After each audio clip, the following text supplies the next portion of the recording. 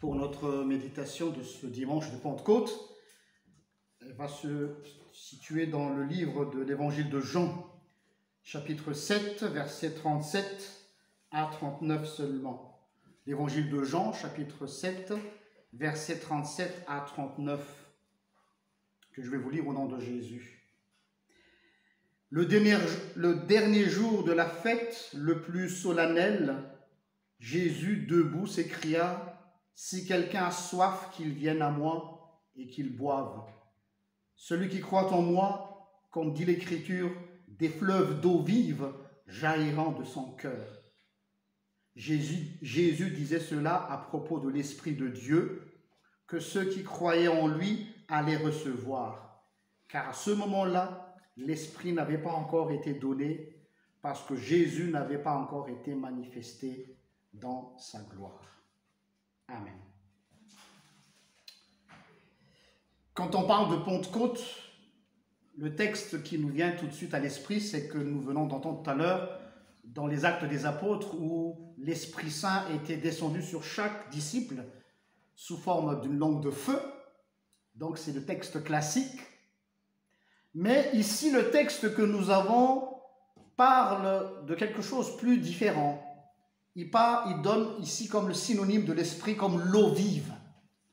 L'image qu'on a toujours donnée dans les images religieuses, par exemple, comme ici sur mon étole, là, la colombe ou le feu. Mais c'est rare qu'on nous a montré que le Saint-Esprit aussi est présenté sous la forme de l'eau. En tout cas, jusqu'à aujourd'hui, je n'ai pas encore vu trop d'images religieuses exprimant le Saint-Esprit sous cette forme-là. Mais c'est ce que Jésus a dit ici aujourd'hui. Tout d'abord, avant d'aborder ce texte, il faut tenir compte du timing de Jésus faisant cette annonce. À quel moment Jésus prononce-t-il cette déclaration? Il le dit clairement ici dans le verset 37, le dernier jour de la fête la plus solennelle, c'est-à-dire la fête de la tente, la fête de Sukkot, chez les Juifs. C'est une fête juive. Donc ce n'est pas par hasard. Jésus attendait le bon moment, au bon endroit. Toujours, Jésus, il est précis. Il ne fait jamais les choses au hasard. S'il le fait, c'est parce que c'est le moment. Donc, il a fait cette annonce-là, en disant « Celui qui a soif, vienne à lui ». Pour nous, aujourd'hui, quand on entend cette phrase, c'est comme si moi, j'ai soif de quelque chose. Mais dans les oreilles des Juifs de l'époque, c'était autre chose. Donc, il faudrait remettre le texte dans son contexte de l'époque pour que nous ne fassions pas une fausse interprétation aujourd'hui. C'était pendant la fête de Sukkot, on remplissait un flacon d'or, on faisait une procession. Les prêtres, les grands prêtres mettaient dans les flacons d'or de l'eau. Ils allaient au réservoir de Siloé. Et ils apportaient de suite en procession cette eau sur leur tête. Et les gens louaient le Seigneur avec les branches d'arbres, en souvenir de la traversée du désert. Et ensuite, l'eau qui a été prise au réservoir de Siloé, on l'a menée dans le temple lors du sacrifice du matin. Donc c'est une grande fête. On peut imaginer un peu le scénario. Donc Jésus était en train d'assister à une fête, comme aujourd'hui, à une cérémonie religieuse juive. Et cette fête symbolisait le don divin de Dieu dans le désert. C'est-à-dire que Dieu a donné de l'eau pendant 40 ans à ce peuple durant la traversée du désert. C'est capital de souligner cette partie-là, que cette assistance de Dieu pendant la période de crise, pendant la période de la traversée du désert, c'est l'eau de Dieu qui préservait la vie du peuple d'Israël. Non pas l'eau du désert, c'est l'eau qui vient de Dieu. Vous imaginez un peu l'image pendant 40 ans. Et donc cette fête symbolisait ce don divin, cette grâce, puisqu'ils n'avaient pas les moyens d'avoir de l'eau normale comme tous les autres peuples. Et c'est capital de souligner cette eau comme étant aussi le symbole. Jésus a fait le switch qui disait cette eau-là, ce n'est que le Saint-Esprit à partir de maintenant.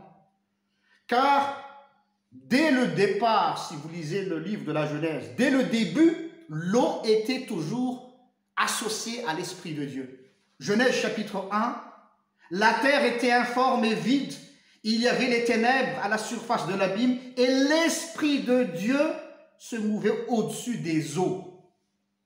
Genèse chapitre 1, verset 2. Donc ici, l'Esprit de Dieu était au-dessus de l'eau et c'est grâce à cet esprit-là que Dieu a pu créer la vie. Dieu donne la vie à partir de l'eau et de l'Esprit Saint. La présence de l'Esprit de Dieu assure la vie. L'Esprit Saint donne la vie.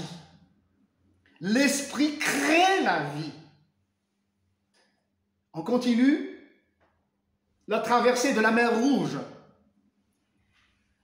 Au moment où le peuple d'Israël était face à la mer, il y avait un grand vent d'Orient que Dieu a soufflé, qui a permis au peuple d'Israël de marcher à sec et d'être sauvé.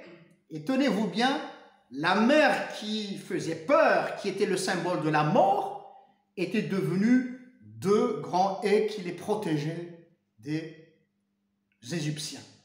Le vent ici en hébreu, c'est le Ruach, l'Esprit de Dieu, et l'eau ensemble deviennent les deux mains de Dieu qui protégeaient le peuple d'Israël et qui les a conduits de l'autre côté. L'eau et l'Esprit.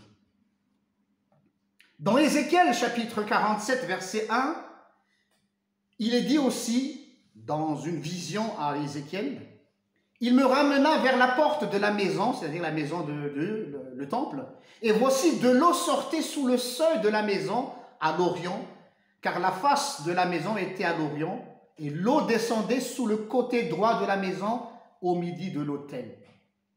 J'explique un peu. La symbolique est que cette eau qui sortait du temple va se déverser jusqu'à la mer Morte. Et sur son passage, tous les arbres fruitiers de deux côtés produisaient des fruits. Sur le passage de cette eau qui sortait du temple. Et une fois que l'eau du temple arriva à la mer Morte devient vivante et les poissons revenaient dans cette mer. Voilà le miracle. Donc que pouvons-nous en déduire déjà là? C'est que l'Esprit de Dieu vivifie. C'est l'Esprit de Dieu qui nous rend vivants. Il est aussi écrit dans Ésaïe chapitre 44, verset 3, « Car je répandrai des eaux sur le sol altéré et des ruisseaux sur la terre desséchée. Je répandrai mon esprit sur ta race et ma bénédiction sur tes rejetants. » Donc vous voyez l'association de l'eau et de l'Esprit Saint. Encore une autre, Ézéchiel 36, 25 à 27. « Je répandrai sur vous une eau pure et vous serez purifiés. Je purifierai de toutes vos souillures et de toutes vos idoles. Je vous donnerai un cœur nouveau et je mettrai en vous un esprit nouveau. » Regardez encore l'eau et l'esprit. « J'ôterai de votre corps le cœur de pierre et je vous donnerai un cœur de chair. Je mettrai mon esprit en vous et je ferai en sorte que vous suiviez mes ordonnances et que vous observiez et pratiquiez mes lois. » Cela veut dire que c'est l'Esprit de Dieu qui permet que notre cœur soit réceptif à la parole de Dieu. Il est impossible pour moi, pauvre pécheur, d'être réceptif de la parole. Si j'ai la capacité d'écoute, c'est parce que c'est l'Esprit qui fait son œuvre d'abord, avant toute chose. On ne peut pas forcer quelqu'un à aimer la parole de Dieu tant que l'Esprit n'a pas fait son boulot. On ne peut pas se vanter que dès que j'ai proclamé la parole, Un prédicateur, par exemple, ou un pasteur, ou un officiant qui va avoir de l'orgueil. Oui, c'est moi qui la mets à la foi. Il y a des gens parfois qui disent ça. Vous savez que c'est moi qui ai apporté telle personne en Christ. C'est être orgueilleux. Il est impossible pour un être humain d'écouter la parole tant que l'Esprit de Dieu ne nous a pas renouvelés. C'est quasi impossible. C'est ce qui est dit ici dans Ézéchiel. Donc, la parole de Dieu aussi ne se sépare jamais avec l'Esprit Saint. C'est alors que nous pouvons comprendre alors le sens de cette phrase de Jésus quand il dit ici dans Jean chapitre 7, et je reviens à notre texte principal, des fleuves d'eau vive couleront en vous. Et on peut voir que l'eau est synonyme de l'Esprit Saint, source de toute vie. Et rappelez-vous ce que Jésus avait dit à Nicodème dans Jean chapitre 3 verset 5. Jésus répondit, en vérité, je te le dis, si un homme ne naît d'eau et d'esprit, toujours les deux ensemble, il ne peut entrer dans le royaume de Dieu. Là, il y a un mystère. On m'avait posé cette question-là chez les catéchumènes. Aujourd'hui, on va faire un baptême à XL et une confirmation. Est-ce que Dieu pourrait passer outre sans le baptême? Puisque la parole suffirait à changer les cœurs. La réponse que j'ai donnée à mes catéchumènes, je dis, mais il y a un mystère qu'on ne sait pas expliquer. Si on n'est pas né d'eau et d'esprit, les deux vont ensemble.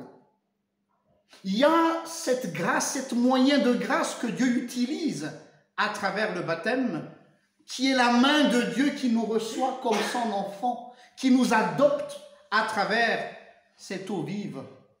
Et c'est à partir de là que l'Esprit Saint que nous recevons au jour de notre baptême va produire des fruits en nous.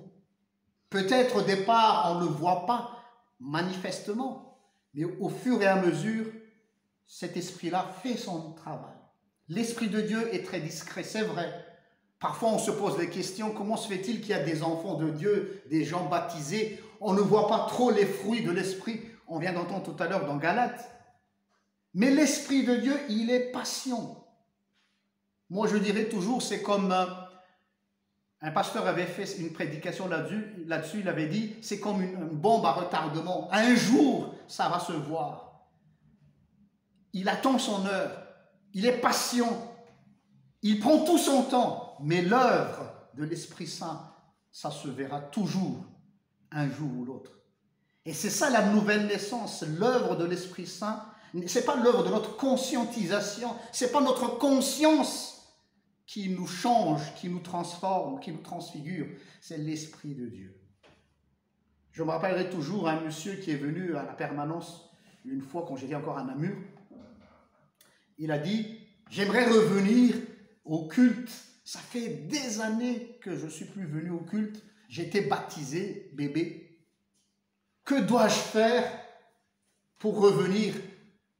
Je dis, mais vous n'avez rien à faire, vous revenez tout simplement, vous assistez au culte. Je peux reprendre la Sainte Seine? Je dis, ben oui, vous êtes déjà baptisé. Mais il n'était pas sûr de lui, est-ce que Dieu m'accepterait après tant d'années? Et alors je lui ai posé la question, qu'est-ce qui a fait que vous avez tout à coup cette idée de revenir? Est-ce que vous étiez malade et vous avez été dans une épreuve difficile et là, quelqu'un a pris... Non, il n'y a rien. Un beau matin, il s'est levé, même lui, il savait, dans sa tête, comme si quelqu'un lui parlait, il est temps pour toi de revenir au culte. Comme ça. Et je lui dis, mais cette voix-là, d'où ça vient? C'est pas un pasteur qui vous l'a dit. C'est pas votre épouse, ni votre voisin. Vous vous levez le matin, vous entendez cette voix. Il est temps pour toi de revenir au culte. Voilà le Saint-Esprit qui attend son heure, qui nous poursuit dans nos vies, qui attend le bon moment. Je dirais toujours, il nous attend au tournant, au carrefour de la vie. Parfois, on ne sait pas à quel moment, paf, le Saint-Esprit agit sans l'aide d'un pasteur. Oui, voilà le Saint-Esprit. Alors que l'Esprit du Seigneur ravive en chacun en nous ce zèle, cette passion, cette force, cette vigueur, la foi que nous avons, comme à l'image des ossements desséchés, rappelez-vous, dans la vision d'Ézéchiel. Dieu a amené Ézéchiel au milieu des décombres de squelettes. Cette image-là m'a toujours fait peur, mais en même temps me donne l'espérance. Dieu dit à Ézéchiel, prophétise au milieu des ossements. Je vous pose la question, qui oserait faire ça aujourd'hui? Il n'y a personne qui m'écoute ici. Pourquoi tu m'emmènes vers les morts? C'est là que tu vas prophétiser. Et là, il a prophétisé. Pendant qu'il a prophétisé, les ossements se sont rapprochés tout seuls. Ensuite, il y avait les tendons qui commençaient à revenir, les muscles, les nerfs et tout, et même une peau. Mais le corps n'était pas encore vivant, si vous lisez bien ce passage.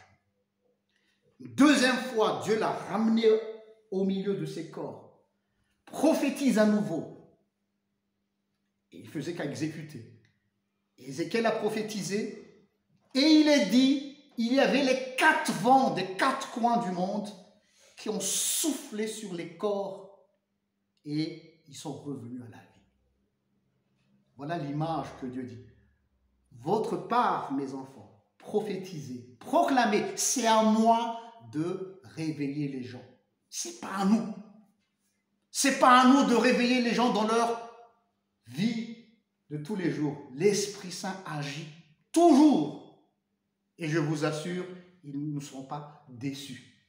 Il nous amènera des gens. Notre part, notre responsabilité, prophétise, proclame la parole.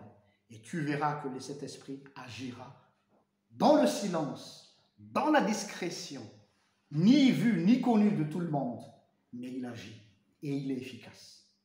Et que cette Pentecôte, ici, soit une occasion pour nous de raviver les flammes, peut-être qui commencent à s'éteindre, ou peut-être qui n'est pas si bien allumé, que l'Esprit Saint vous rappelle le oui que vous avez fait devant Dieu le jour de votre baptême, le oui que vous avez dit à Jésus quand vous avez accepté de le suivre, que l'Esprit Saint vous rappelle chaque jour l'engagement que vous avez pris devant lui. Et je termine sur cette phrase d'Ésaïe, chapitre 42, verset 3, qui est une belle phrase qui va nous faire beaucoup de bien.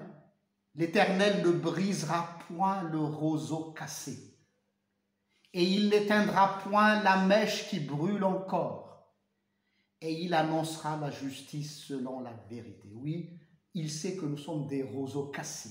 Vous voyez les roseaux qui font comme ça là.